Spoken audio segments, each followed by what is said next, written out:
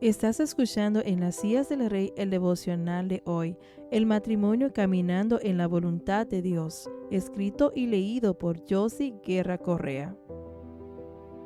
Saludos, Dios te bendiga, te habla tu hermana y amiga Josie Guerra Correa con el Ministerio Internacional Las Hijas del Rey.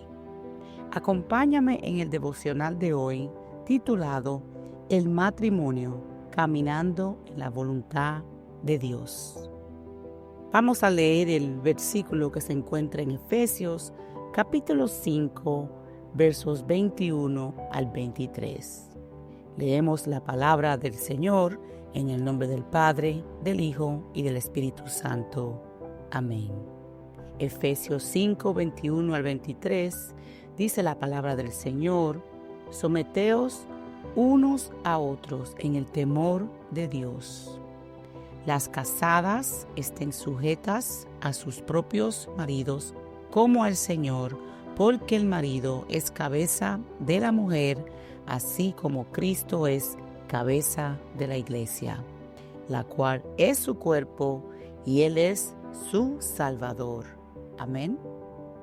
Caminar en la voluntad de Dios es lo mejor que nos puede suceder. Solo Dios puede hacer que dos personas sean una sola carne.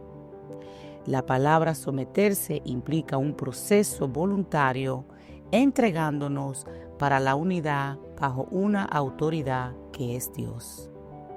Requiere organización y estar bajo su mando, no de manera forzada, sino convencidos de obedecer y seguir su voluntad. La palabra sujeta significa estar bajo el dominio, señorío o disposición de alguien, que en este caso, con nuestros esposos, quienes a su vez deben estar sometidos a Dios. Este es un proceso voluntario e intencional. Sin embargo, el mundo ha malinterpretado este concepto y algunos casos incluso se han utilizado para justificar el abuso. Es importante recordar que Dios es amor. El matrimonio fue creado por Dios y es para Dios. Sin Él, quien es la base fundamental del pacto, el matrimonio no puede sobrevivir los engaños ni las ideas erróneas de estos tiempos. Como esposa no puedo sujetarme si no estoy sometida al plan de Dios para el matrimonio. El primer paso es someterme a su divina voluntad, lo cual hace posible sujetarme, ya que entiendo que agradar a Dios es primordial y que tanto Dios como mi esposo esperan de mí fidelidad al pacto matrimonial. Este pacto se hace primero con Dios y luego con mi esposo. Para ambos, el sometimiento a Dios debe ser la prioridad, porque Él es el creador y fuente del pacto matrimonial.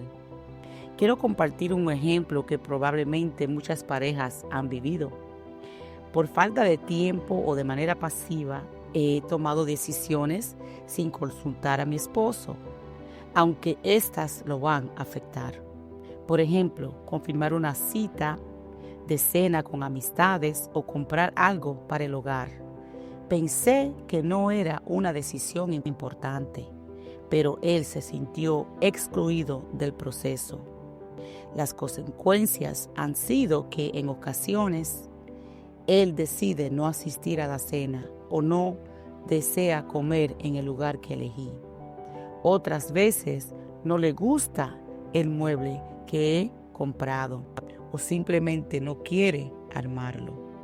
Cuando esto sucede, inicialmente me siento defensiva y confundida porque tomé una decisión pensando en ambos, pero no lo consulté.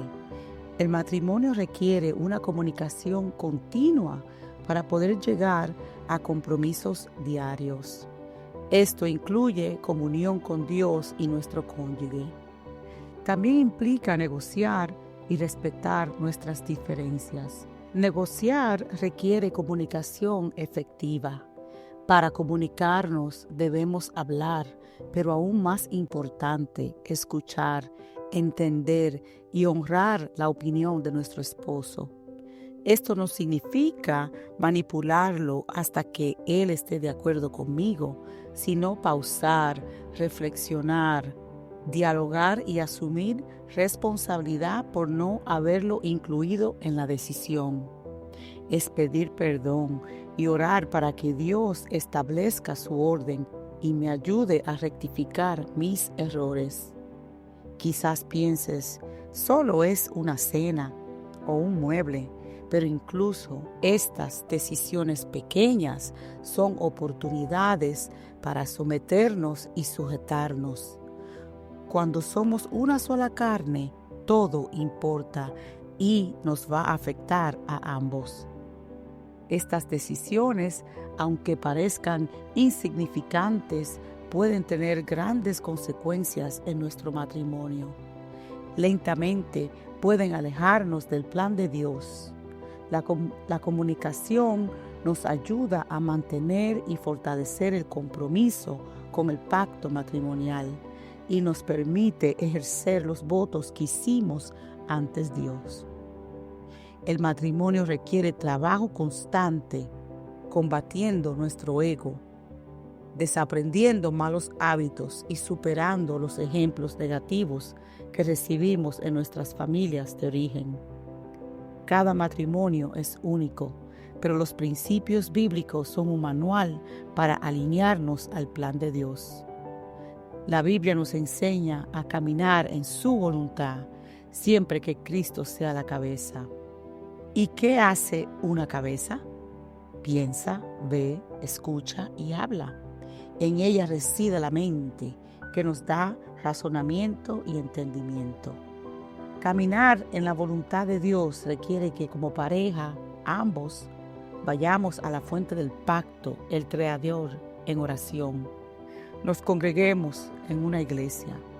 Pasemos tiempo con otros matrimonios cristianos y oremos uno por el otro. Oramos. Señor, te damos gracias por todas tus bendiciones.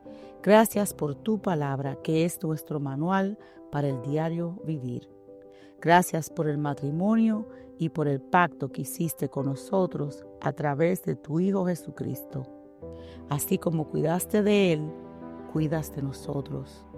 Ayúdanos a ser ejemplo y reflejo de la relación entre Cristo y la Iglesia.